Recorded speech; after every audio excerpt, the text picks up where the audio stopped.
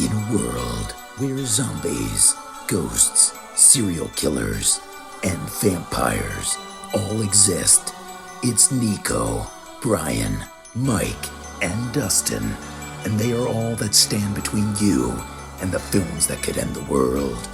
Welcome to the Don't Go Out There Horror Movie Podcast.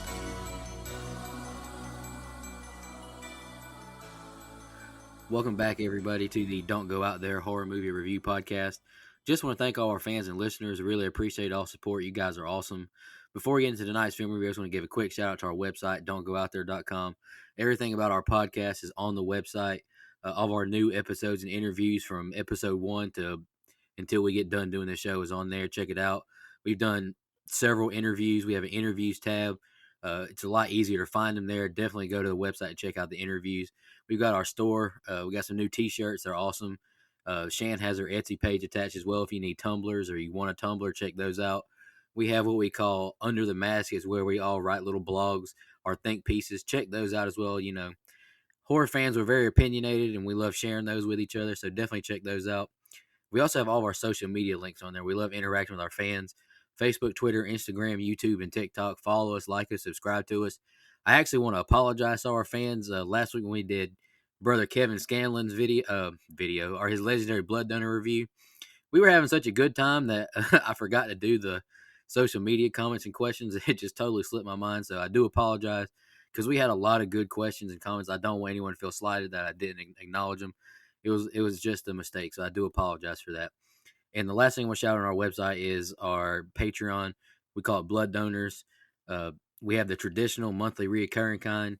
Takes a big burden off of us. We 100% acknowledge how tough times are with money, so we truly appreciate it if you do financially donate to us. Or we also have one-time donations. You're a big fan of a movie, you want us to review it, we have that option available as well. We're going to get into tonight's film review. It's our third entry in what we call 31 month. Tonight is my pick, and I chose 2014's Annabelle. This is just one of those movies I feel like it's a little overdue. It's not like it's not like one of these iconic, legendary horror movies that we haven't done yet, but it's just we've done all of the Conjuring movies, but we haven't done any of the spinoffs yet. So I just felt like it was time to do Annabelle. I do like Annabelle Creation more, I'll say that.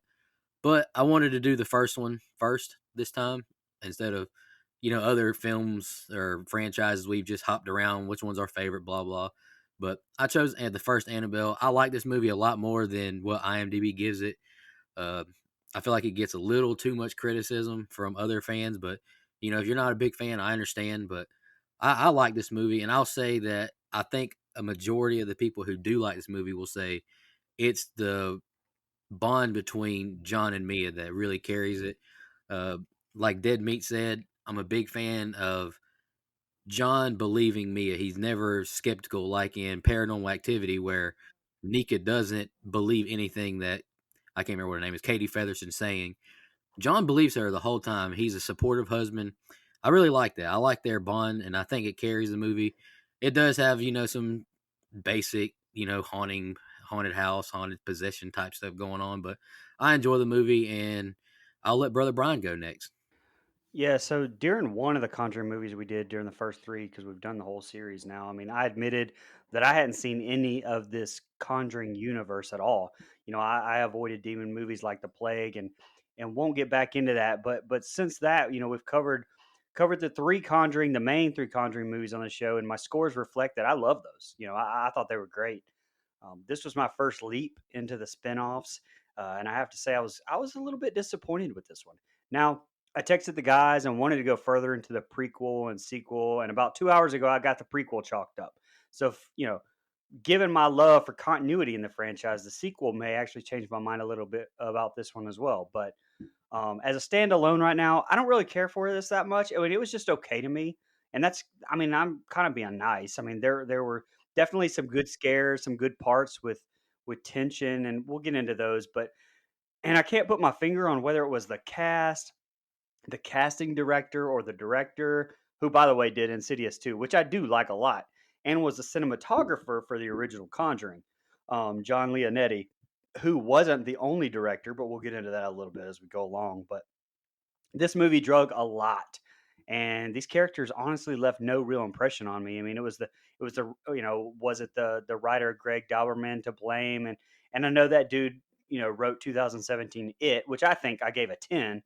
But I mean, come on, you already had the source material right there on that one. So I don't know if the Annabelle series gets better or worse, but as far as this one, I was kind of left with a, I don't know, sour taste. I mean, it was almost like a taste like when you drink something tangy after brushing your teeth, and you're like, nah, not. You're not like, oh, this is fucking disgusting, but you're more like, I wish that was a better experience. I should make better choices. I feel like that's about how it was. Yeah, so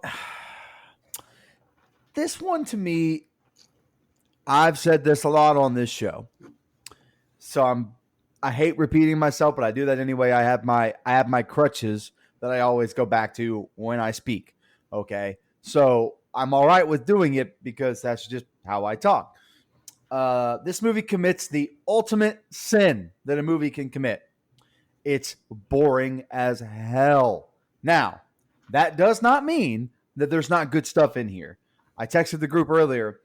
There is really good camera work in this movie to me. I I think some of the ways they use the sound, the lighting, the way they move the camera, some of the shots in here are elite to me. I mean, even better than some of the Conjuring movies as far as some of the shots they get and the way they kind of play with, the baby sounds and all that stuff and the music really creepy, really good. And there are some actual good jump scares here. However, I just think this plot is boring as hell, man. And I don't know. I can't quite. I'm a little bit like Brian, where I can't quite put my finger on what it is. And I'm no acting coach or actor, and never have been, never gonna be. But I think these performances are a little poor for my taste. I think the characters come off as bland, so maybe they were written that way. So I don't want to blame the acting per se, but something about our two main characters here just comes off a little bleh to me. And I don't know exactly why. It's just dry. And so even when it gets to the more tense parts of the movie, I'm left not caring about these characters the way I wish I did, because there's some really good stuff here as far as the way they use the Annabelle doll. I love the lingering shots they leave on her. Like, there's some really good stuff here. But all in all, I just kind of find myself checking pausing and seeing how much longer I have. Now, I am like, I think everyone else on this show, I love Annabelle Creation. I think it's a better story. It's more narrative driven as far as it's not just about being tense, just about the jump scares. There's a really good story, kind of interwoven in there, and I think it's better. That third one, sorry, Brian, I'm sorry you had to watch that. But yeah, I don't hate it as much as I did before. I have an appreciation for it now upon this rewatch, but for me, it just doesn't stick like I wish it did, like the Conjuring movies do. Yeah, so this is a rare occurrence. I don't know what's going on. Nico and I have been agreeing a lot lately. I like this movie too. He and I definitely like it more than Brian and Mike do, and that's fine. I agree with what you said, Nico. I like the fact that John believed in his wife, which, my God, look at her, Annabelle Wallace. I do like that part. Annabelle Wallace. I Yep. know that you're recently single. I would love to change that. Wait, which part, Mike? Did you like the part about him agreeing with Nico, or was it the part about the part about him agreeing with his wife? Okay. All right, just making sure. Come on. That being said, I never want anybody on this show to agree. That's what makes it fun when we yell at each other. Skip. That being said, I mean there are some issues I have with it, or not necessarily issues, but I don't really like. I don't like all the movie. I don't gush over this movie. I don't think it's great, but I do enjoy it quite a bit. It's interesting. I like the actual story. If you look into the actual Annabelle doll and Ed and Lorraine Warren and all that, I think it's a fine movie. It didn't bore me. I think the runtime's good, about an hour and 33 minutes or something like that. Casting was fine.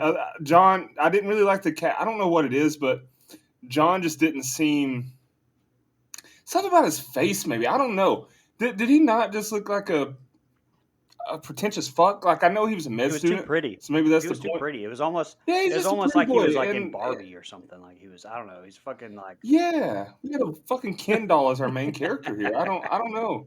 Apparently, he wasn't. He knocked her up. But I just his casting is really my biggest beef with it. Just the way, and it's just the way he looks. I think he's a fine actor, but he looks like a grown ass preteen. I don't know how to understand it.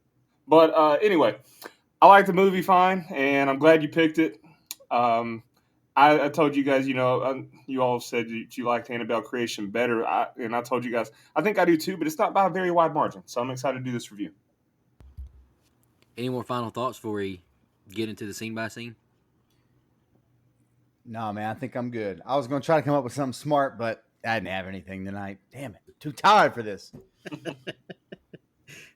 Disclaimer: it's 9:30. We're all four of us are about to pass out. For you international listeners, it's late as fuck. We're just old men now. All right, let's get into the scene by scene. Since the beginning of civilization, dolls have been beloved by children, cherished by collectors, and used in religious rites as conduits for good and evil. That was text on the screen. We now see a close-up of the Annabelle doll and this young trio of people telling Ed Warren the story of the doll and odd things that's been happening. Camilla got in touch with a medium. The doll was possessed by a girl named Annabelle Higgins, who killed her parents. We are beyond terrified, Debbie says. Title card as we zoom in on a demon statue in a church. Santa Monica, California, 1 year earlier. Father Perez is preaching to the congregation. John and Mia play thumb war in service, and Pete asks afterwards who won, jokingly. Mia goes to find Sharon, who is praying, and she says she thinks she's going to run off too, as the two ladies walk back to their husbands. The couples make it to their home, and Sharon asks them name possibilities of their soon-to-be child's name. Sharon tells them children are a blessing. Then they learn to talk, Peter interjects. Mia says we shouldn't talk about the baby in front of them so much. They lost their daughter 2 years ago. John says she ran away. They didn't lose her. John opens the door, and she tells them they got to start locking the door. We live in a different world now. Mia is sewing and watching the TV about Charles Manson. John asks her to turn the TV off. He can't concentrate on his studies. He thanks her and says she shouldn't watch that stuff. It could upset the baby. She asks how his studies are going, and he says he's trying to enjoy it. He says he hasn't mentioned he's about to be a new father at the residency. He doesn't want to hear how difficult or challenging it's going to be. Mia is upset and asks if he's talking about residency or dealing with her and the baby. She walks off into the baby's room and John follows. He apologizes to her and asks if they can go back and redo the last 2 minutes. She says, it's fine. I know you're stressed and I'm a little oversensitive. He says, you're a little oversensitive because you're a lot pregnant. John kisses her belly and says, there's something I want to give you. She says, last time you said that, I got pregnant. He walks back in the room with a giant gift. She's amazed as John opens the box. It's the one doll she's wanted. She lost hope looking for one because she couldn't find it. She sits it on a shelf with her other dolls. The couple's in bed now, and we see Pete and Sharon wake up turning their light on. Pete goes to check something out, telling Sharon to call the cops. We now see blood splatter on the wall and a man with a knife crawl in bed with Sharon as the light goes off and she screams. Mia wakes John up saying she heard a scream and thinks something's wrong. He says he's going to go check it out. She says I'd rather they call the cops instead of going over there. John walks over to the neighbor's house and Mia nervously watches from the porch. She calls John's name and he runs out the house with blood all over his shirt. It's not mine, he says, and go call an ambulance. She runs inside to call for help and we see a woman walking in the background in her doll room. Mia goes to her bedroom and we see a woman carrying the new doll. Mia puts a robe on and she hears, I like your dolls. She backs up and the man stabs her in the stomach with a knife. John tackles and fights the man and he tells Mia to get out. The woman pounces Mia, grabbing the knife, and John tackles her into the wall. The man hits John with, I think it's a vase, in the leg, knocking him to the ground. The woman runs into the doll room, slamming the door as the police shoot the attacking man. John goes to Mia as the police kick in the doll room door.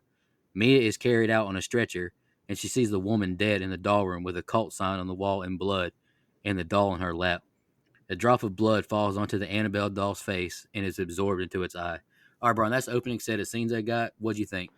all right, so I'm glad that Leonetti had been the cinematographer on The Conjuring because the camera work, the shots do resemble that first Conjuring a lot, and there are some beautiful shots in here. I mean, for example, the title card playing that same tune as that Crib Baby Mobile and the music box from The Conjuring.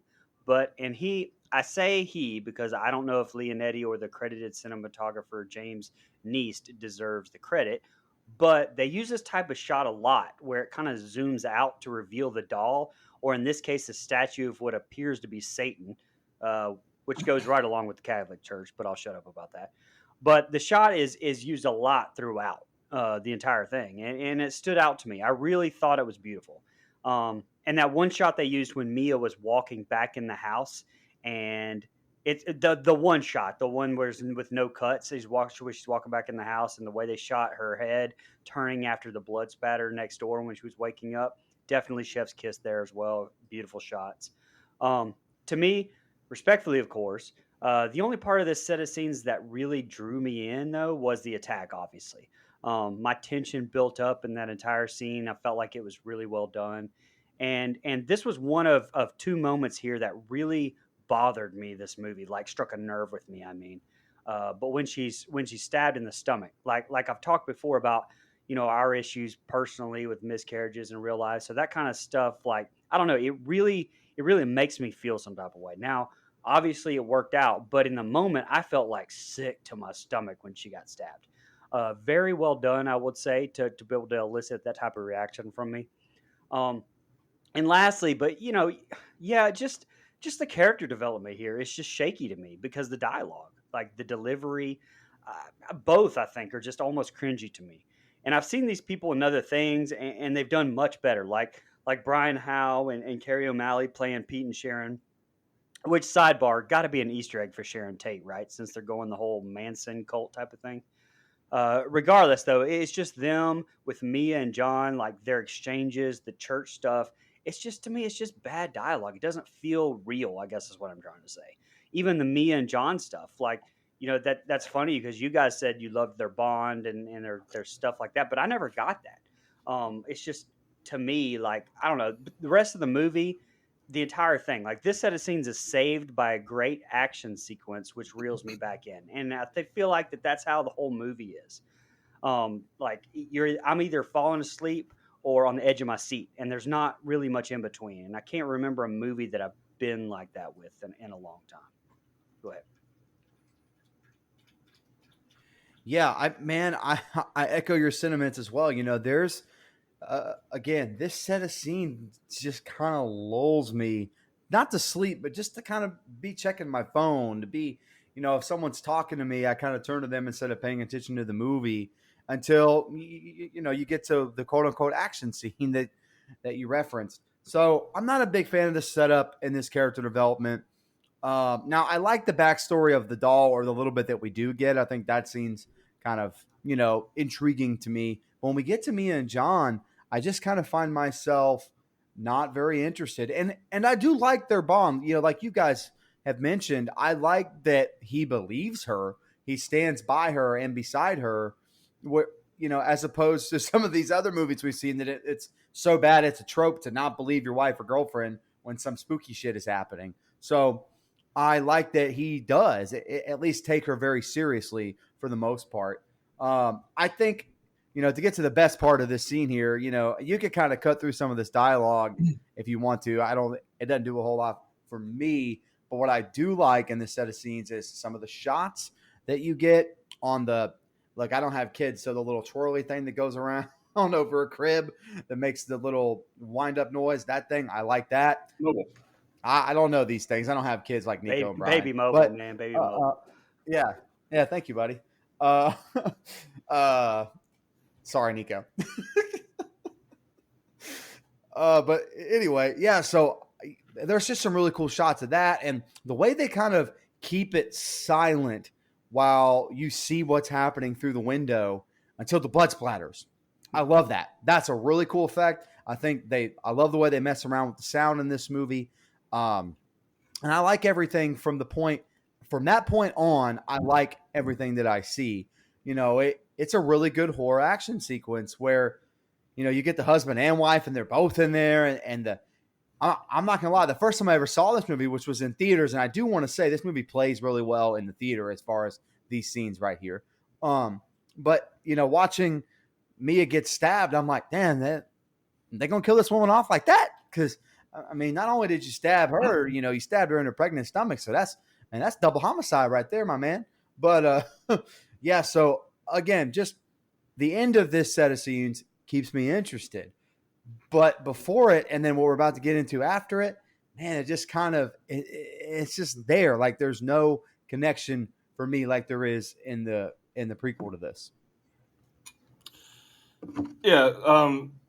So I do like that we initially get a nice tribute to the original story with the college girls talking about the doll and how they'd see first it would just be a leg would move or something like that. Then next thing you know, it'd be in a completely different room all by itself.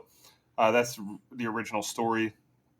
I guess these weren't college girls. Maybe they were nurses, roommates, whatever. But still, it's a nice tribute there to the backstory. We get a pretty spooky title card, which I always appreciate. I appreciate when the title cards are well done and creative, and set the tone. That they did a good job. I tell you, as much as I bitched about John's casting and just him, I can't think of a better casting than the priest, though. Like, does that dude not just look like a priest? Oh yeah. That was perfect casting. Oh, He yeah. looked the part. Great job there. Then we get to John and Mia's house, and she's telling him, "You have to start locking it." Now, that's what we call foreshadowing in the business. Who could have ever predicted that would come back to haunt them? Now, and here's the thing. Everything that happens from this point forward, I can't really feel bad for John and Mia at all. Because if you're the kind of person that gets excited and like genuinely wants that kind of doll, you pretty much welcomed the evil in the first place. Like, look at that fucking thing. It That's looks fair. creepy. It's not even like he has a cute doll. That's It fair. just had a Yeah, that's a the thing. This isn't Raggedy Ann and Andy, man. This is what the fuck fair. is this thing? yeah. Which, funny enough, the original I know. Annabelle was a large Raggedy Ann Right. doll. No, I know. And That's the it's fun fact I do know.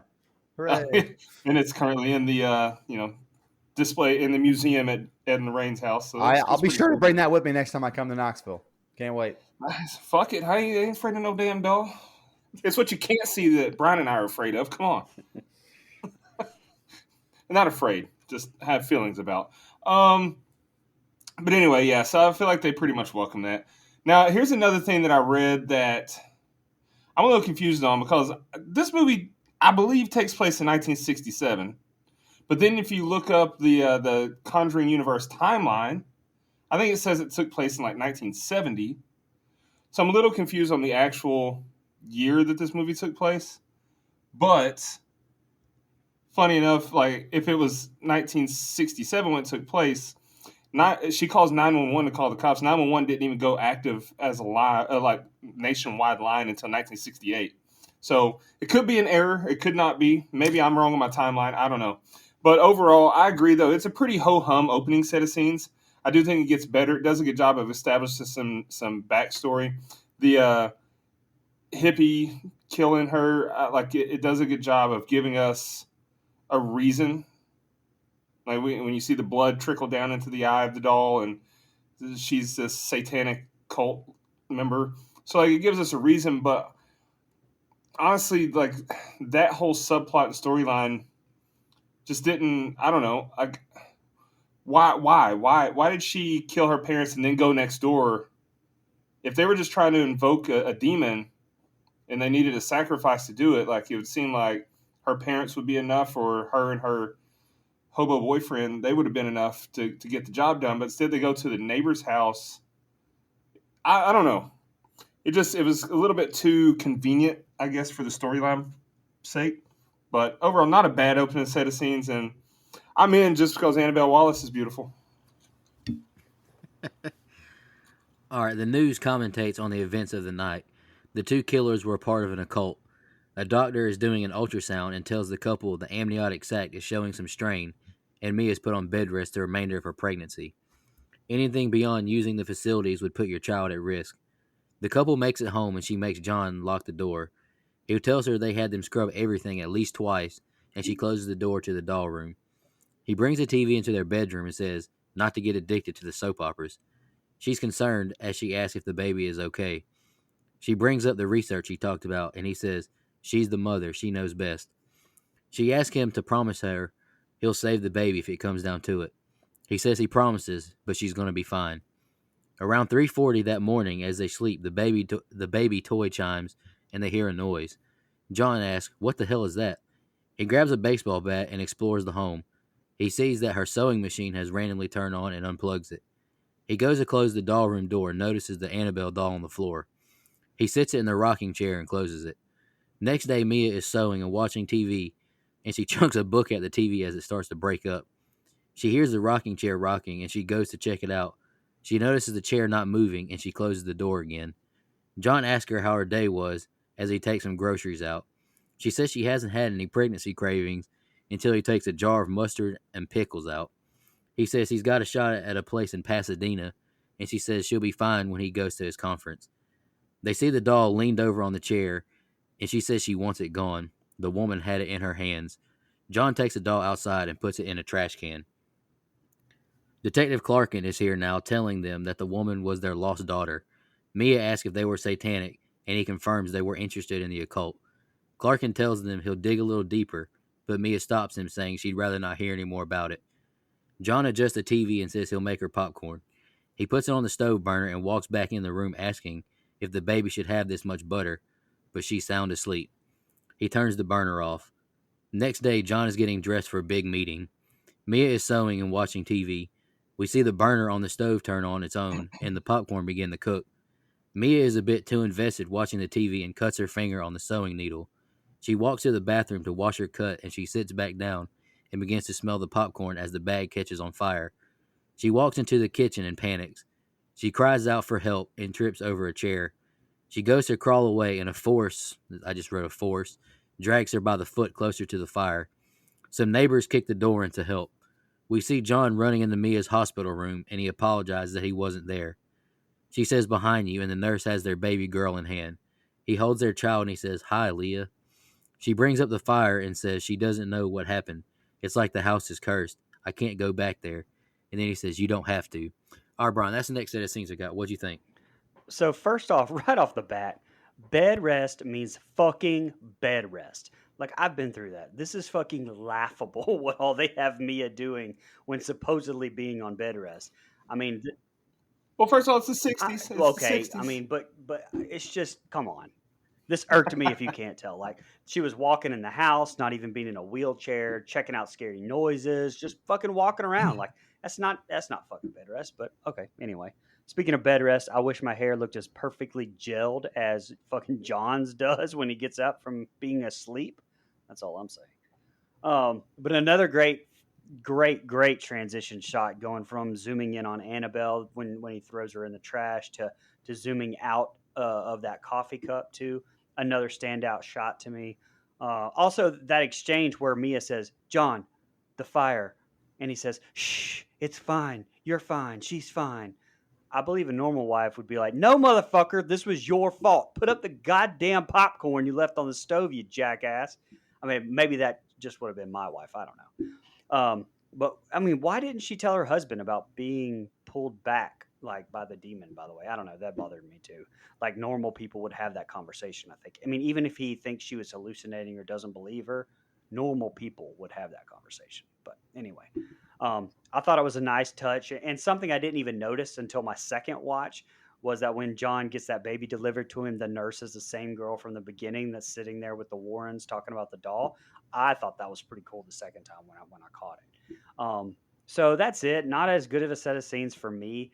The quote unquote action scene in this set was the fire, and besides her being pulled back, by the demon, which I liked the sound effect cue they used there. Like there wasn't really a whole lot where I was like drawn into this set of scenes in any way. Really, go ahead, Mike. I will say a stronger part in this set of scenes is what you guys have already mentioned, which is the connection between John and Mia. Like it does come across better here than it does throughout some of the rest of the movie until the end, at least. And I mean, outside of that, until we get to when shit starts to hit the fan inside the house, it has a really hard time keeping my attention.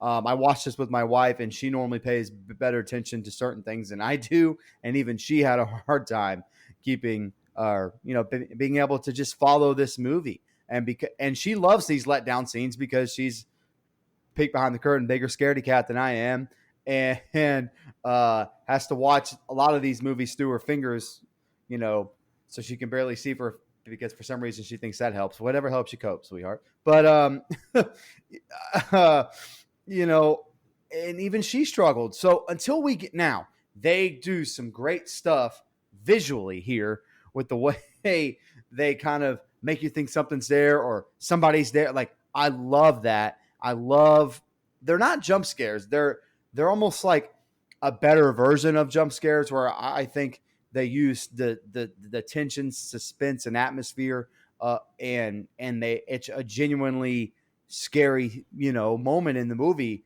All these quote unquote jump scares. So I think they do a better job of that than they do in a lot of other types of these movies that I've seen. I think this movie has even better jump scares than Conjuring 3, which I think which is a letdown because the 1 and 2 had really good ones. And anyway, that's another story for another day. But I like that stuff. And I like this, once, the popcorn's on the stove and she's doing the sewing and all that stuff, it's at least interesting. We're getting some development in this way where we're seeing, whatever's inside the house or whatever she sees inside the house is, coming to get her because it grabs her. And that's a genuinely terrifying moment within the movie. I ain't gonna lie. I would have set that fucking house on fire on purpose. I'm committing arson in this motherfucker. The minute something grabs me, I'm setting that bitch on fire. I don't give a fuck. We don't need no water. Let that motherfucker burn. Anyway.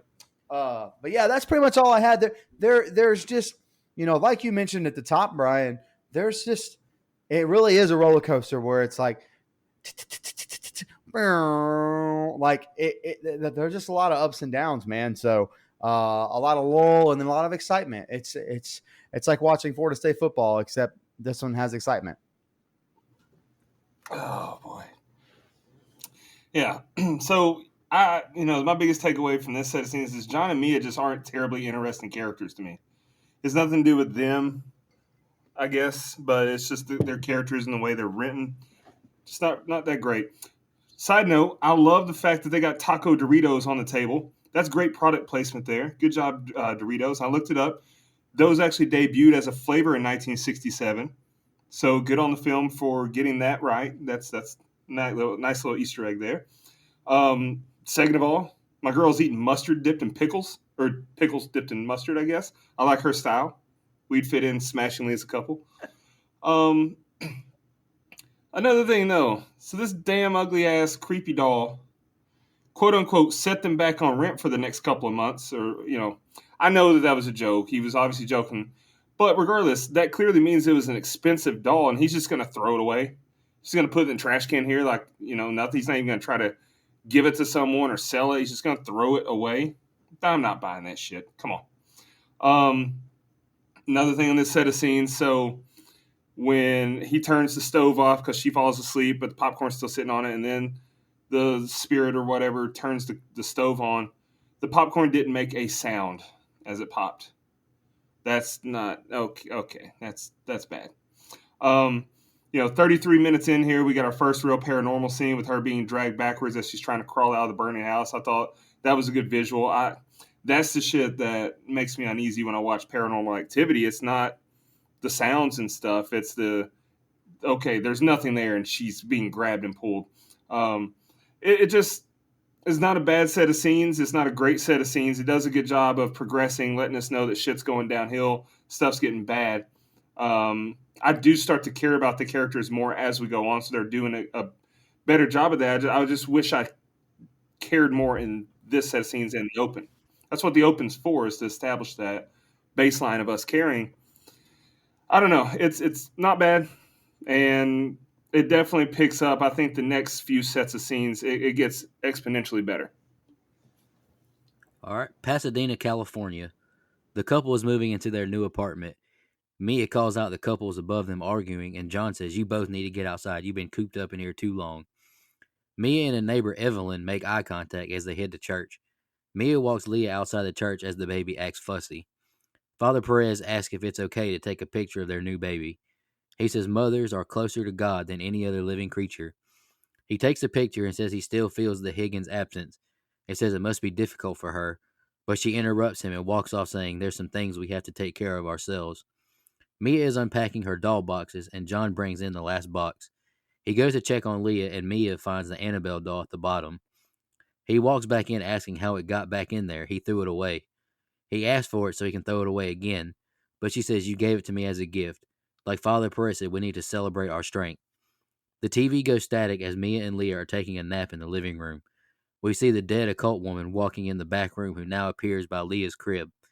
Leah begins crying and the TV comes back on.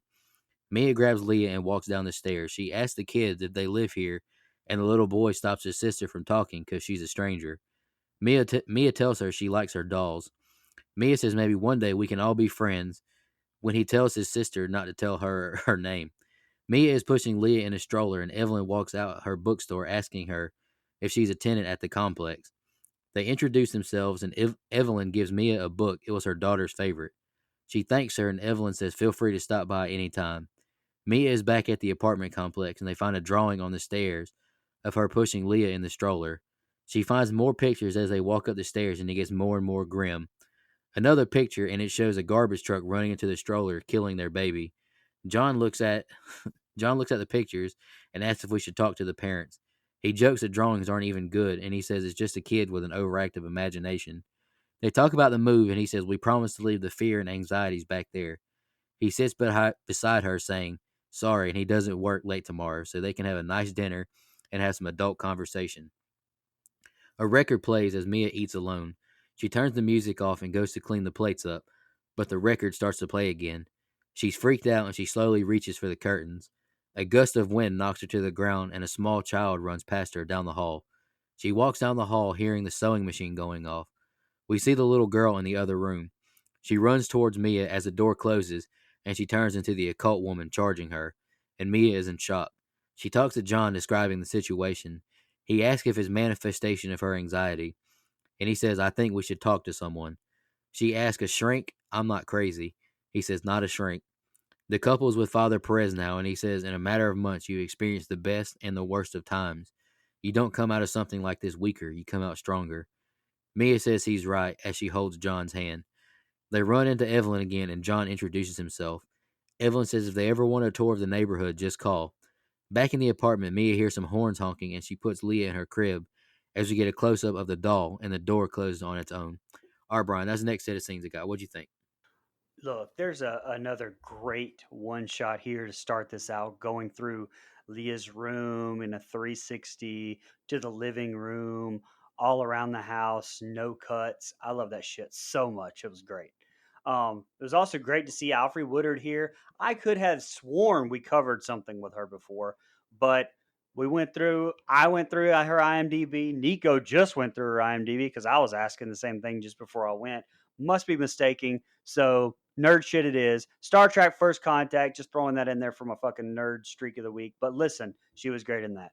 Um, this movie is full of bad acting though. And I'm not an actor. We've said that plenty of times. The acting is just not great throughout to me. But Woodard, that does not apply to Evelyn here. Like she's for me the bright spot of the rest of this film. No hat there, as the young people don't quite say. She's outstanding and my favorite character of the movie, I think. Look, friend of the show, Lynn Shay, was actually considered for the role of Evelyn before Alfre was cast. Both would have been great. Dustin probably would have preferred Lynn Shay, but I think Woodard did obviously did very good. I beg your fucking pardon. Oh, hey, welcome back, man. I was just how's it going, man? Um, all right, a few things about the set of scenes. When Father Perez takes a picture of Mia and Leah, he takes the picture horizontally, but at the end of the movie, when he gives Mia the picture, it's been taken vertically in a portrait format. So, also crazy fun fact here: Ellen DeGeneres actually lived in the apartment used in the movie, and she recognized it and talked about it on the show while promoting the movie back in 2014. So I thought that was pretty crazy, actually. So I wasn't a big fan of the demon drawing pictures now. Like, unless that carries over from like the prequel and I don't know anything about it. I'm not a fan of the scene with the pictures here. But let me just tell you what I was a fan of. that ghost kid running at her and then turning into Annabelle Higgins. Holy shit! Like, there's another one of those scenes that kind of kept me locked in, just in case. Okay, so first of all, this kid fucking sleeps all the time. By the way, most unrealistic kid I've ever seen in a movie. I'm just going to throw that out there because that's relevant to the next set of scenes as well. Again, another ho-hum kind of set of scenes for me, except for the one with the Annabelle Higgins ghost transformation there. That stood out to me big time. But it was just kind of okay on the rest of it. Go ahead. All right, hold on. So again, I really feel like I'm beating a dead horse, but nay, motherfucker. But I I can't find the ability to wrap myself up in Mia and John for whatever reason. But I will say, this is where the movie, to me, at least becomes interesting because they get in a little bit of the backstory. She's looking at books. He's taking her seriously.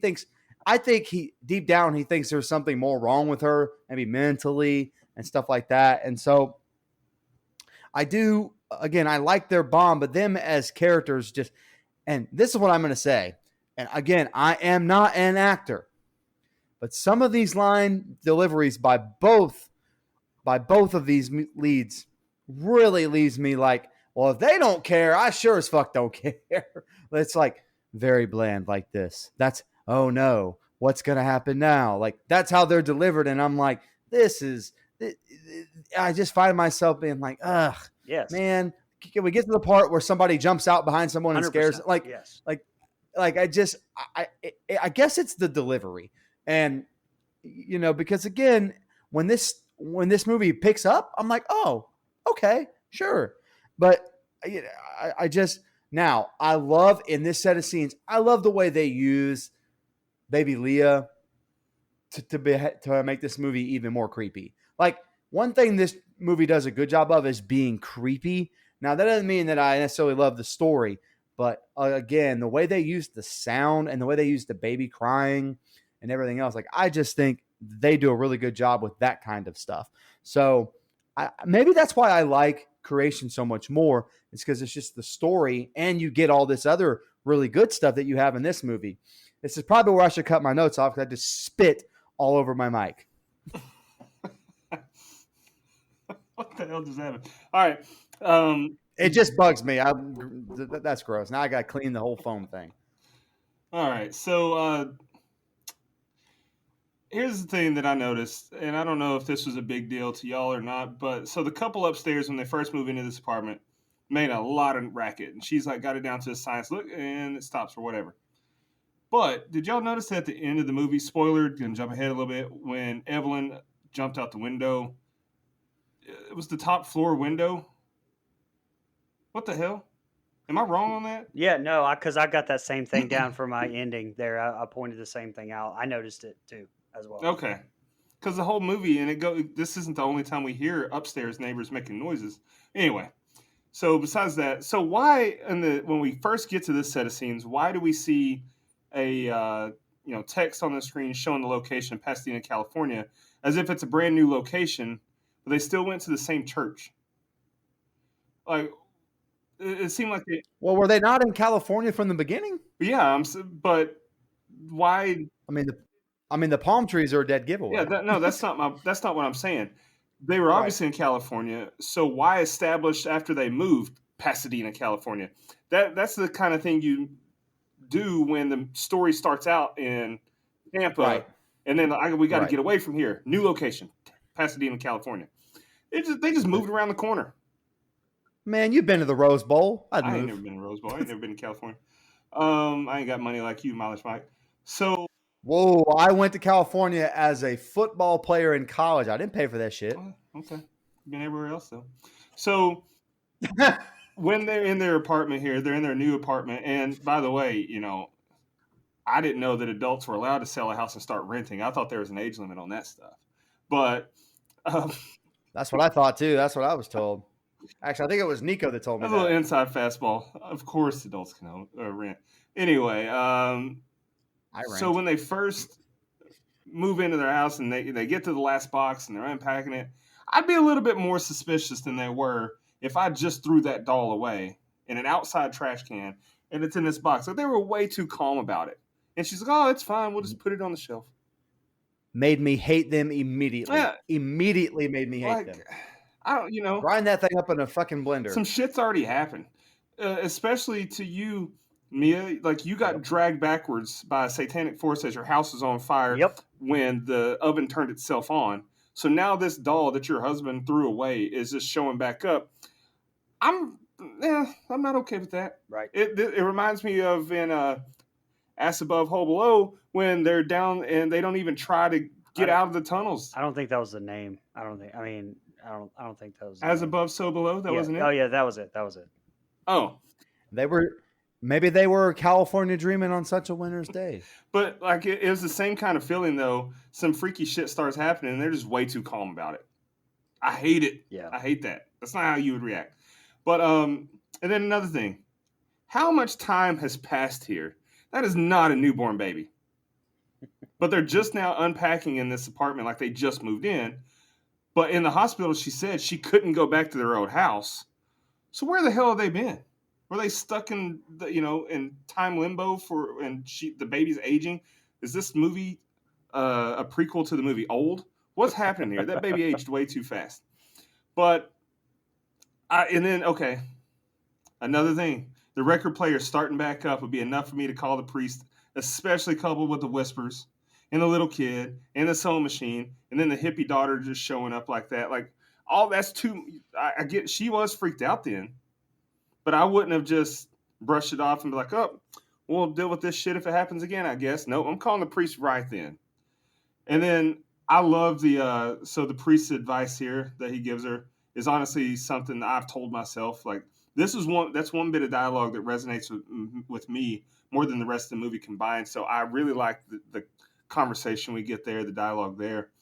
And then, Mike, you said it, the redeeming factors or the best qualities of this movie has to offer. Some of the shots we get, the cinematography, the lighting, the atmosphere, the mood that we gush over a lot on this show. But man, what a great shot of Annabelle in focus as the door shuts in the background. Like, that's just a great shot. The movie really starts ramping up here, and this is a much better set of scenes than the first few that we've been given. So by this point, I'm in, and I want to see where we're going. I'm going to say from here on, it does pick up Yes. significantly because things are actually happening from this next set of scenes on for sure.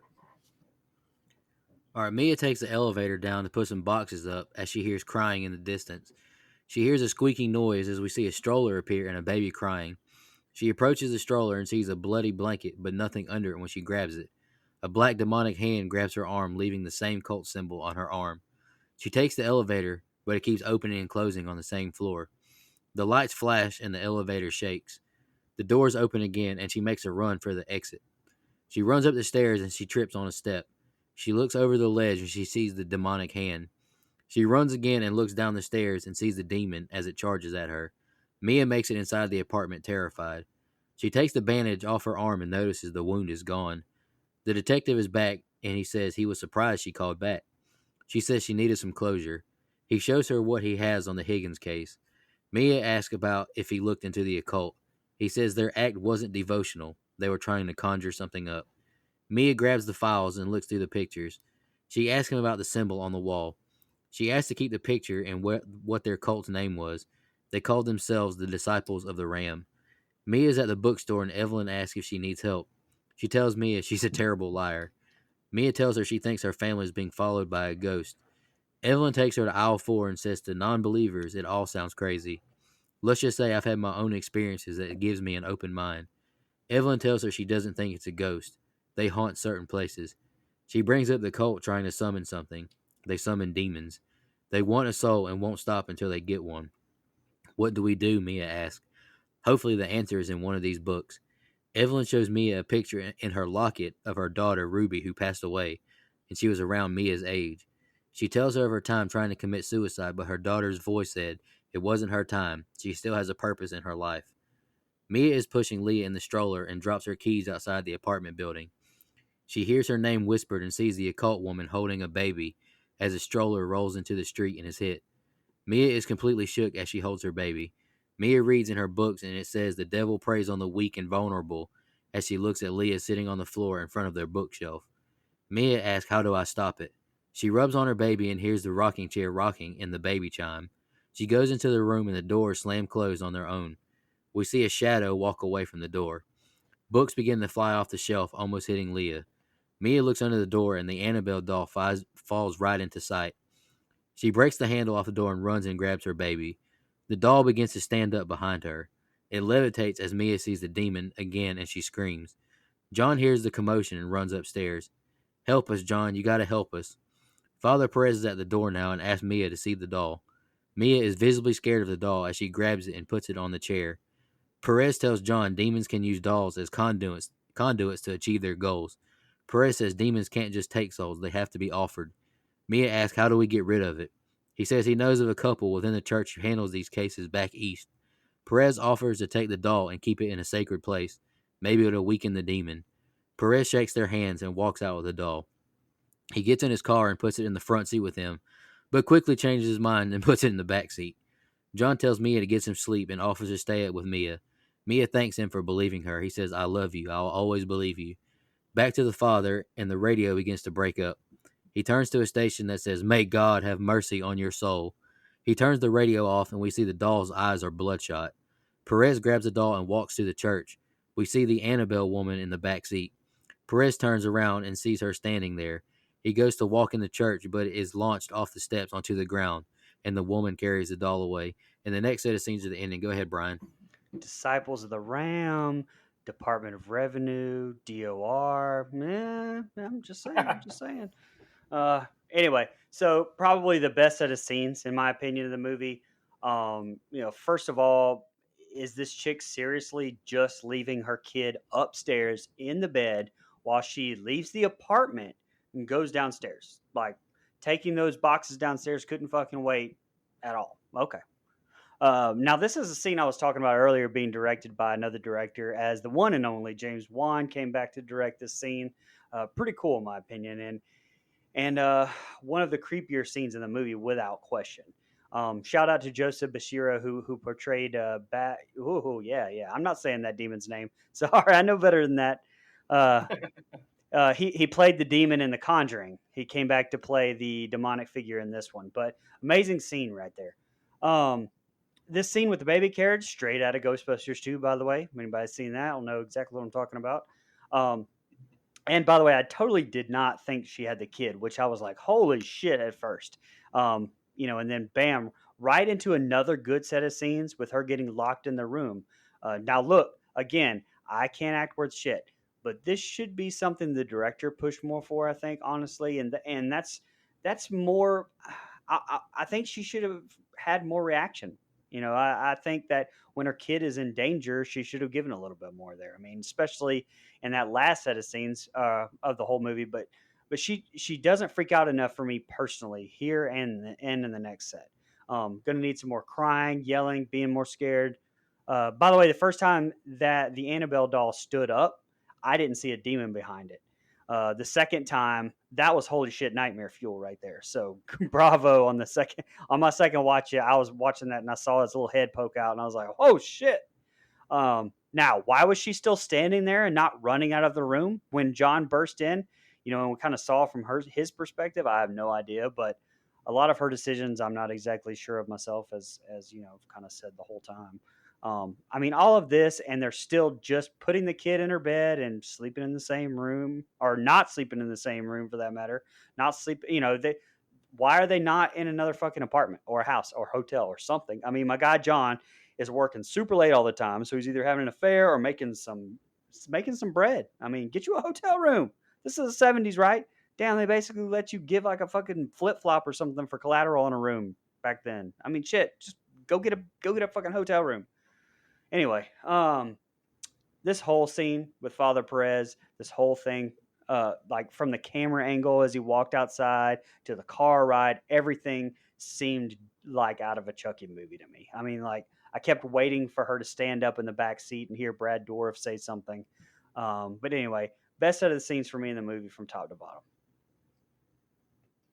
This is definitely my favorite set of scenes. It stays pretty tense almost the entire time. I love this scene in the elevator. Again, this is probably the best acting we get. Uh, right here, as far as Mia's character, where she's kind of frantic in that elevator. Like, I think it's really good. Um, I said the same thing. Oh, telling me gonna leave you. You're worried about this kid this whole time. You're just gonna leave her up there. Okay, man, whatever you say. But I this probably has my favorite. I don't know. I won't call it a jump scare because I hate to label everything with that. That's like scary. But this scene with the damn baby carriage is fantastic. And like you said, Brian, it is straight out of Ghostbusters, and it's not the only movie I've seen it in because there's been a lot of homages. But this is the one that's played the most serious. Normally, it's kind of played for laughs here and there. This was done really, really well, and I'm like, oh shit, they're gonna kill off this baby. like again, I know I've said in some previous episodes that I'm all for man fuck them kids. Sometimes you got to kill these kids and make a statement if you're a slasher movie. But in this case, it's like, no, man, we don't have to kill the kid. But she had it, and I think that acting was a little bit up from what we've seen so far. The movie, I like everything with this priest. He kind of gets taken over here. That I just think, his acting. Thank God, there's someone that puts her all into this role, because once he starts kind of screaming a little bit, you're like, oh, okay, shit's getting riled up. I don't know why I said wild up, but okay.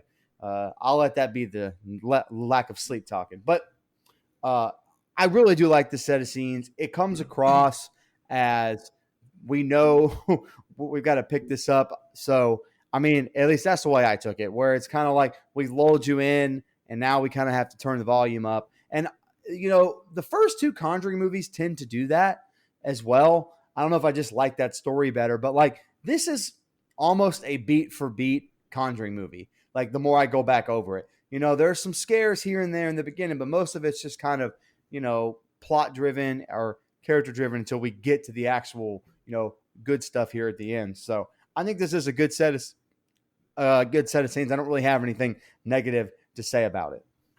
Yeah. So this set of scenes. So when she goes downstairs or down the elevator or whatever, and she's down there in that storage area. You telling me she couldn't tell that crying was coming from behind her when she was in the cage? Like, she's in the cage and you hear all the noises, then the baby crying, and she steps out of the cage looking forward when the sounds clearly come from behind her. That's just a huge nitpick, because that's not believable. And then the predictable jump scare was still effective, though. That was some creepy shit. So well done there. Man, my girl is clumsy too. Like, she was tripping over everything and falling down all and getting hurt, injury prone. She needs me to protect her. She needs to come be in my life. But she was always falling down in this movie. We get an effective use of the darkness. The lighting and was just perfect here for it to be dark, but you still see the demon. You still see that outline and the silhouette and the face. Like, that was brilliantly done there. Great shot. So we talked about Evelyn. Now, I want to preface this by saying, yes, I do love Alfre Woodard. Great actress. But her character really irks me, particularly in this set of scenes, because she seems so, like, ominous and kind of creepy. And I don't know, it's just the way that she's approaching Mia, it seemed like there was something suspicious about her, in the way she didn't talk like there was, or she didn't act and behave like there was genuine concern or desire for connection. I don't know. I can't really explain it. It seemed a little tense and awkward. We get some creepy atmosphere as she's locked in Leah's room. I thought that was really well done. And first of all right, so she's locked in the room and some shit's going bad and everything. You see the shadow go along the bottom of the door there. Fantastic stuff. But then the devil has some terrible aim. That baby wasn't moving, and you couldn't hit her with a damn book? What are you... Come on, devil. What the hell are you doing here? Throw the books like you mean it. That irritated me. But, and then, at this point, I really think that I would just move into the church. Like it irked me in the last set of scenes how nonchalant they were and just, oh, this is unfortunate, but they weren't really scared acting. At this point, fuck that, man. I'm setting up a cot. I'm gonna take my blanket and my pillow, and I'm gonna camp on the front pew of the church until they ask me to leave. And the demon holding up the doll right there in the window would have done it. That would have been the selling point. There's no convincing me. You already told John I can't go back to that house, not with her. At this point, I'm realizing, okay, it doesn't matter where we go. I'm gonna just take my chances. I'm gonna sleep in the church. But this is a great set of scenes. This is the best. I think it's unanimous. This is the best set of scenes in the movie, and I like the ending for the most part. So it's not an indictment on that. It's just this group of scenes is very well done. The only thing I'll say is I don't really care for the stroller thing. It just kind of got a little monotonous to me at that point with Leah or Mia getting scared by the demon. I was like, I don't know. Oh, We could have moved yeah. on from that. But here's the ending, guys. We're at the hospital and John sees nuns in the hallway and checks on them. Evelyn and Mia walk in the house and Evelyn has spoiled Leah with new clothes. Perez is in the hospital, badly injured as John sits beside him. Mia calls Evelyn a lifesaver after getting Leah to sleep. Mia asks how her daughter passed. She says a car accident driving home from her parents' home. They were tired and she shouldn't have been behind the wheel. The last thing she remembers was looking at her daughter asleep in the passenger seat. I woke up 3 weeks later and Ruby never did. I begged God to take me first. Mia holds her hand with tears in both their eyes. Perez wakes up and asks, "Where is it?" He tells John the evil, its presence. I saw it. John, I felt it. I felt how much it wants to take her soul. A baby can't offer its soul. John realizes it wants Mia's soul and takes off running. He calls home, but the call is all static. He says to get out the house and he's leaving now. Knock at the door and Mia thinks it's Father Perez as she looks through the peephole. She opens the door, but he yells out, "May God have mercy on your soul." She slams the door shut as the record begins to play and Evelyn says, "We need to leave." Mia hears Leah crying, but she doesn't see Leah in her crib. She sees all her dolls mangled. They hear loud noises above them as the demon knocks Evelyn out the front door. Mia is overwhelmed by the baby crying and demons screaming. Mia finds a doll sitting in the chair and she screams, "What do you want from me?" A crayon rolls out of room and Mia goes into the room and she sees her soul written all over the ceiling. Mia grabs the Annabelle doll in the crib and says, "Give her back to me," and slams the doll into the crib over and over and tosses it. She hears crying and thinks it's Leah. She runs to the baby and holds her, but she realizes it was just another doll as it laughs at her. Mia sees "Your soul" written on a window as it opens. She hears "Your soul" whispered over and over. John makes it home as Evelyn gets up from her attack. "Mommy's coming to save you, Leah. Mommy's coming," as she approaches the window with the doll sitting right in front of the ledge. John gets the door open and he and Evelyn go inside. John sees Mia by the window with the doll. John says, "Stop. Don't do this. I need you here. Leah needs you here." John snatches her off the ledge and Evelyn says a daughter needs her mother. John tries to console Mia as we see Evelyn on the window's ledge who falls backwards out the window with a doll. The two try and stop her, but it's too late. We see Evelyn on the sidewalk with the doll beside her. Mia grabs Leah and holds her tight. We hear a sermon preached in the background from Father Perez. 6 months later, John tells him wonderful sermon, as Perez tells them that evil is constant. You cannot destroy what was never created. I just pray that whoever encounters the doll next gets the help they need. They go to leave and Father Perez gives them the picture of Mia and Leah. The loveliest masterpiece of the heart of God is the love of a mother. The two walk away from the church. We now see the doll in a shop and a woman is looking for a gift for her daughter. She's a nurse who loves to help people. She grabs a doll to buy. The baby chimes start and text on screen says, "Annabelle now sits in a glass case inside the artifact room of Ed and Lorraine Warren. It is blessed by a priest twice a month." We now see the doll sitting in the case. The threat of evil is ever present. We can contain it as long as we stay vigilant, but it can never truly be destroyed. Lorraine Warren. And the film ends. What do you think, Brian? The ending wasn't bad. Wasn't bad at all. First off, I mean, holy shit! Like that scene with the demon jumping from the ceiling, like onto Evelyn. Oh shit, that was a great fucking scene. This was around the time I started saying like, "Come the fuck on," though, to Mia and her not freaking out enough for me, like over the kid. I mean, look, the scene where she bangs Annabelle up against the crib and then it shows Lee on the ground. I almost threw the fuck up, like right there. I thought, "Oh my god!" Like that literally almost made me puke. I thought, no fucking way. So I'm glad that was an illusion, but she didn't even freak out enough for me even there. Like, I don't know. Like, it's acting. It's an acting thing, I think. And the director not getting enough out of it. I'm just going to put that out there. Um, but you can still come on the show if you guys want to. I also don't like the fact that the demon writes on the ceiling in English. Like, I'm going to need to see some Latin or something there. Like, I don't know. It felt weird to me. Like, I'm not saying that the demon couldn't take a crayon and write on the ceiling if he wanted to. And it just didn't feel demonic to me. I don't know. Few questions I had though. So Evelyn sacrificed her soul in Mia's place, right? So does that mean that she's in hell now forever? Like, is that the way that kind of plays out to you guys too, or is it a sacrifice thing? I don't know. I don't make those decisions. The good Lord does. Amen. Hey, there you go. Okay. And so, yeah, Dustin, this is where I had written down about the apartment and being on the top floor and not, and I actually noticed that the first time. And then the second watch, I thought, you know what? Maybe I saw that wrong. Maybe they're in Evelyn's apartment because, Evelyn and Mia walk in at the same time. But I don't think that's right either. I just think somebody fucked up. Like, because it's pretty clearly showing that's a top floor apartment whenever it's showing her on the ground and showing the building and the windows that are open. Right. So, And then when you watch throughout the movie, every time they get on the elevator, they'll hit 6 and there's clearly a 7 button. When they're walking on the stairway and outside their apartment, there's clearly steps that go up another floor. But I think, it was absolutely a mistake. Yeah. But anyway, not a bad ending overall. Definitely one of the stronger parts of the movie for sure for me.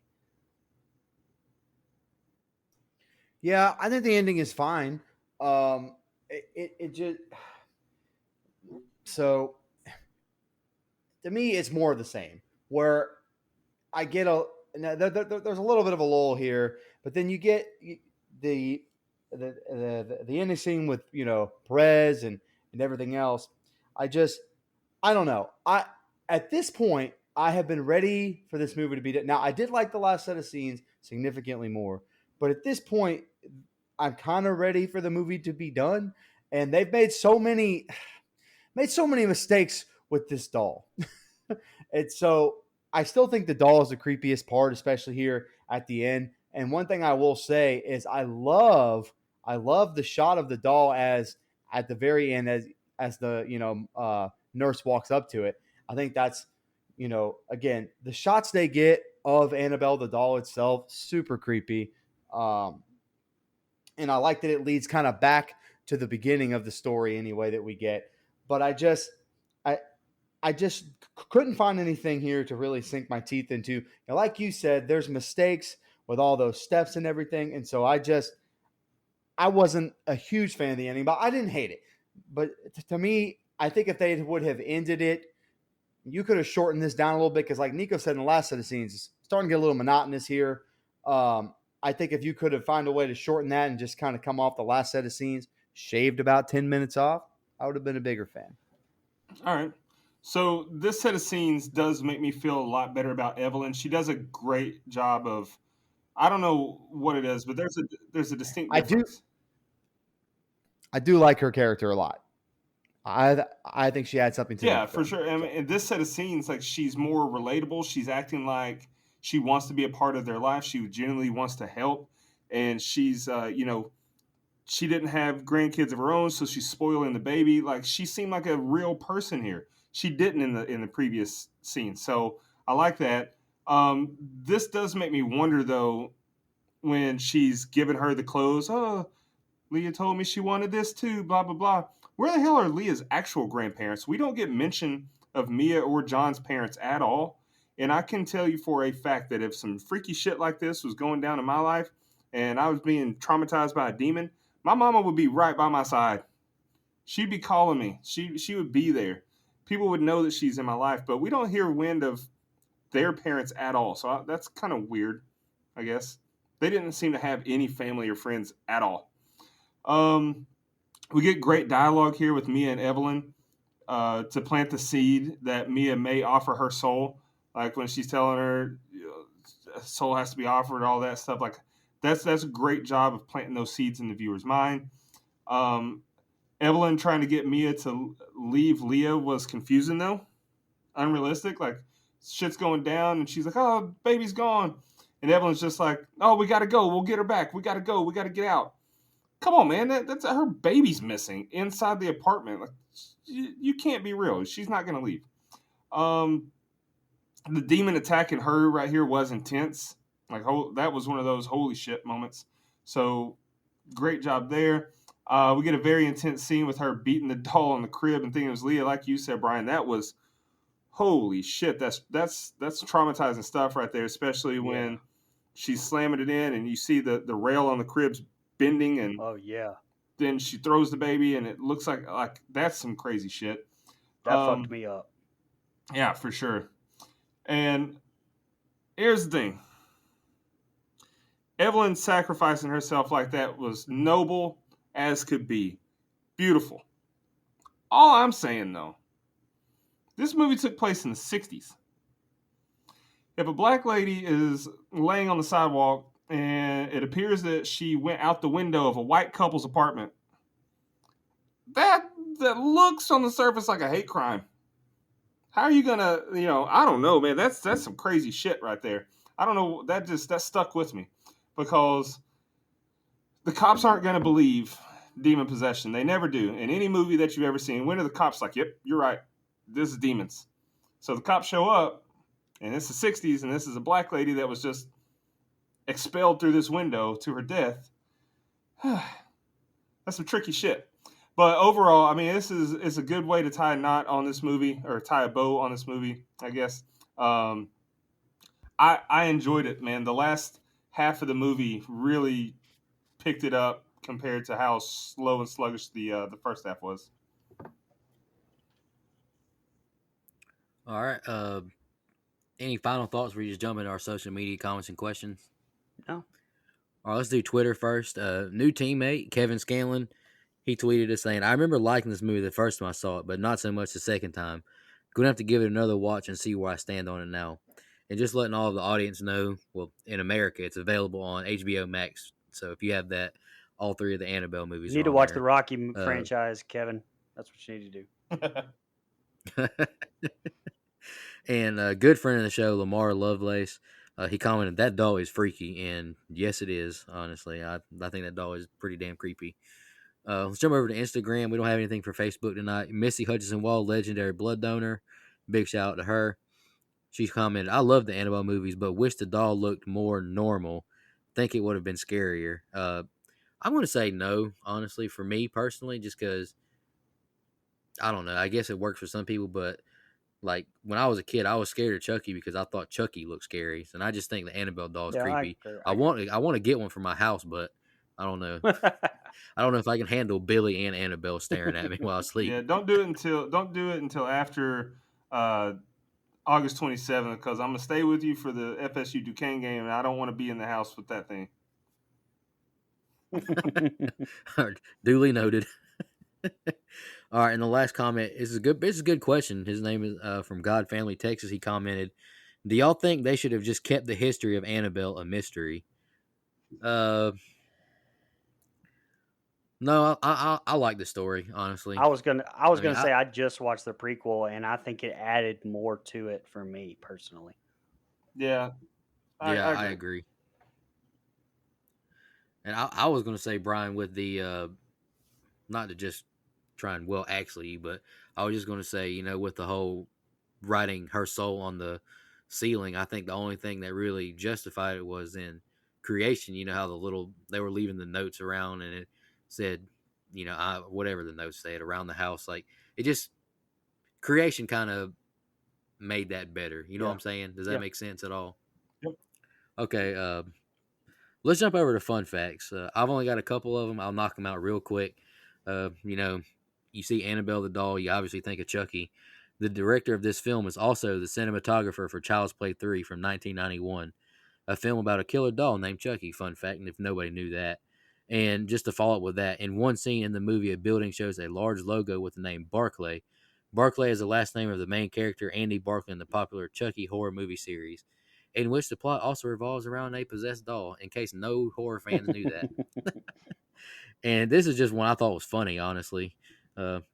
Highest grossing horror film in the Philippines, surpassing Insidious Chapter 2. So I But that's I all the only fun have facts I two. got. The characters' names, Mia and John, refer to the lead actors in Rosemary's Baby from 1968, Mia Farrow and John Cassavetes. And okay, so this one's kind of I found this fun fact, but I didn't. I watched the movie twice and couldn't find out where they were in it. But Morgana Bridgers and Zach Pappas supposedly reprised the roles of Debbie and Rick from the original Conjuring. Where were they in this movie? Because I watched it twice and I didn't see them, so I kind of think I'm calling bullshit on that one. I That's can't all I remember. had. Okay. I just got one. We knocked out the rest of them throughout the show tonight that I had. So mine's not really a fun fact. It's kind of a mistake. So when the record's playing backwards and you hear the voice, the record is spinning in normal rotation. So that's just a little goof. That's just Satan. Is it my Did you go? know that Sorry, if you play I was. Chicago records backwards, it's Satan speaking. Little Nicky taught me that. Little Nicky. Love that movie. Oh, God. All right.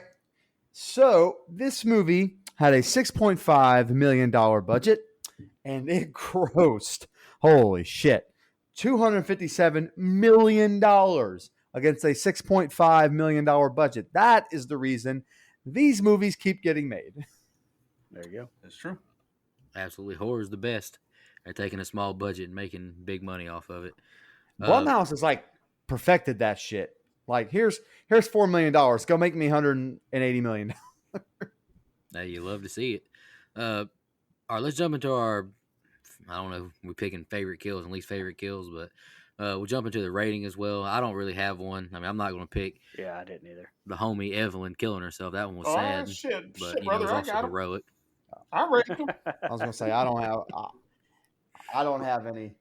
I'll say my favorite kill. I'll go first tonight, guys. I'll let y'all go now. My favorite kill. Shoot, I don't even know. I'll go with Annabelle killing herself. That was a good visual, at least. And my least favorite kill is Evelyn. I didn't write anything tonight. I'm just going to go off the dome tonight with my rating. Like I said at the beginning, I like this movie more than most. I just enjoy it. I like John and Mia. I think the Annabelle doll is creepy. Like I've mentioned throughout the review, that it does get a little monotonous with the doll messing with Mia, but I do enjoy the movie a lot. I think Annabelle Walsh is a pretty good actress for. I think she's a really good horror actress. I liked her in *Malignant* as well, but this movie is nothing. It's too special. Kind of run of the mill horror movie, but I like it for what it is. I give it a 7.5. Okay. I'll go ahead and go. My favorite kill, I guess, was the Father Perez. There was, I mean, the blood splatter looked cool, and I guess Evelyn will be my least favorite kill. Because the blood splatter didn't look as cool. I don't know. We didn't see either one of them. Anyway, the cinematography I thought again was great. The atmosphere in a lot of scenes I thought was very strong. There were some good scares, some tense moments for sure. It elicited a lot of emotion and reaction for me in some parts. But for the majority of the movie, the acting, the dialogue just kind of really brought me out of it. I'm going to give it a 5.5 because to me, those strong points are really strong. Yeah, I didn't have any favorite kills or anything just because outside of, Evelyn and all that, like I just didn't see the point. But yeah, I like this movie. I feel like I kind of poo-pooed it during our review. It's not that I don't like it. I just think it drags in a lot of places. And this movie to me just needs a little bit more of the more tense filled scenes and less of some of the dialogue. Look, and I love a slow burn as much as anybody. I mean, I really do. That's why I love The Shining so much. But this movie is not The Shining, that's for sure. But It's better. this movie does no. Well, let's go look at your ratings, pal. Anyway, but this movie does have great camera work and has great sound. I love the way it's shot. I think it uses shadow really well. I think it uses light and darkness really well. There's a lot of really good movie making things going on here. And the good stuff is really good and really interesting and really intense, which is why I think they nail it the second time around. But in this one, I just think it becomes a little boring to me, which is unfortunate. And I don't know if it's the acting or the script or whatever, but I just couldn't find myself connecting with the characters on screen. And to me, that's, like I've said a million times, the ultimate sin for a movie. So all that being said, Brian, I also gave this a 5.5. All right, so for my kills, Mike, I dipped out, so I didn't hear yours, but I'm assuming that you agreed with them. I'm gonna be an asshole, I guess, because my favorite kill was Evelyn, but not because I didn't want her to die, but it's just it was such a selfless and beautiful act. You know, like she got the redemption that she was seeking for herself. Like she felt guilty about her daughter's death, and she wanted to make right. And so it was a beautiful moment. So I can appreciate that. My least favorite death was the hippie's parents because they slaughtered them up real good, but we didn't get to see that shit. And there was clearly blood everywhere because John came running out of the house all bloody. But it's kind of disappointing we didn't get to see it. As far as the movie though, like I said, I enjoyed it. I think it doesn't feel like you don't feel the runtime to me. It's only an hour and a half, so that's good. The first few scenes do drag a little bit, but it's not dragging in a bad way. It's just kind of slow moving, and I wish they did a better job of establishing these characters and making us care about them as much as we eventually do. I don't necessarily like John and Mia. Mostly just John. Maybe I'm a maybe I'm a hater. Maybe I'm just jealous because she is beautiful. But I do like the fact that, like I said earlier, I love the fact that he believes his wife and he stands with her. And you know what, baby, you're possessed, and damn it, we're possessed. We're gonna beat this demon together. As far as the movie though, I would watch it again for sure. It's one of those pretty easy movies to watch to me. It's it's a demon movie that I can handle. It doesn't make me too uncomfortable and too uneasy. So it gets points for me in that book. I went with a 6.25. So higher than Mike and Brian, not quite as high as Nico. I think I expected that going in. For our composite, that gives us a 6.1875. IMDb has it as a 5.4, proving that we're the superior voices for how to view movies. Absolutely. I don't know, man. They were pretty in lock with me and Brian. Sounds like there's some smart people on this show. Anyway. Yeah, me Hey, I and Nico. mean, IMDb agree with Brian too with Cloverfield, brother Yeah, Mike. they were wrong that time. Hey, you know, Blind Squirrel finds his 700,000 nut. votes. Blind Squirrel finds his nut sometimes. I want to give a big shout out to James Wan. The elevators, I didn't know that he directed the elevator scene, honestly, but that's always been my favorite scene. So Well, it's probably the best scene. I mean, just the best thing you've ever seen. the elevator scene and the scene where Mia is bashing the doll against the crib just always affected me the most. And big shout out to my favorite director, James Wan. Any more final thoughts where we just shout out our blood donors, and Dustin will announce his pick for 31 month? All right. Big shout out to all of our blood donors again. Just want to say thank you so much. Y'all are awesome. It means the world to us that you make financial contributions in these tough times. Our camper level reoccurring are Clayton J, Nina, Michelle Mirza, Andrew Ferguson, Carrie Adams, the Horror Movie Crew podcast, Alex Seligson, Eric Doolittle, Sean Irwin, and Adrian Aiello. Our camp counselor reoccurring are Hunter Nelson, Dennis Kennedy, Edwin Hernandez Gunn, Joe Swinford, Jennifer Davis from the Too Close to Home podcast, Heather Smith, and Kylie Denise, all the way from Australia. I say that every time, just I think that's so cool. We got someone who supports us all the way from Australia. Our legendary blood donors with film reviews are Michael Azelson, big shout out to him, big fan of the show, and final guide donors Christian Cunningham and Matt Sears. Big shout out to y'all. We really appreciate y'all so much. Brother Dustin, go ahead and announce your pick as we close out 31 months. Oh boy. All right, so I had a couple options here. I really wanted to pick, and I still want to pick it eventually, Paranormal Activity 3, because I think it's a very good movie, especially comparatively speaking, because that's one of those demon movies that does fuck with me. But I didn't do it. I decided to return to my Rob Zombie niche and make Nico suffer. So as much as I said earlier that we've been agreeing a lot lately. Next week is when the wheels fall off, and Nico hurts my feelings because I picked House of a Thousand Corpses. We're all gonna hurt your feelings. House of a Thousand Corpses. It's streaming on HBO Max. Everyone go watch it. Just an absolute beautiful, masterful movie. Masterful. And the best dialogue you'll ever see. Dialogue. Just all you could ask for in a movie. I just want to say, I really like Devil's Rejects. See you next week. Dustin, I'm not even joking whenever I say this, but I honestly wanted to do 31 month just so we could review House of a Thousand Corpses. I wanted to finish that trio off.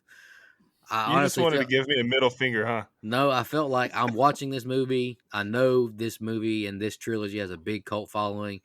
I mean, even if us four aren't the biggest fans, well, I'll say three of us. I know, Dustin, you're a fan of it, but the Firefly trilogy has a big cult following, so I'm excited to finish the trio, and I'm looking forward to reviewing it next week. And I'm not looking forward to watching it, but I'm looking forward to reviewing it. Well, it's just I texted you guys this, man. The first movie is so different stylistically than the second and third.